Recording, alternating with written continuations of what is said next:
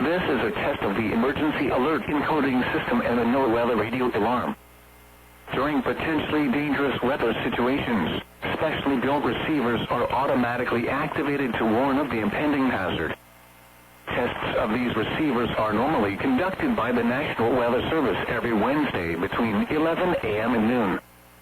When there is a threat of or existing severe weather in the area on Wednesday, the test is postponed until the first available good weather day.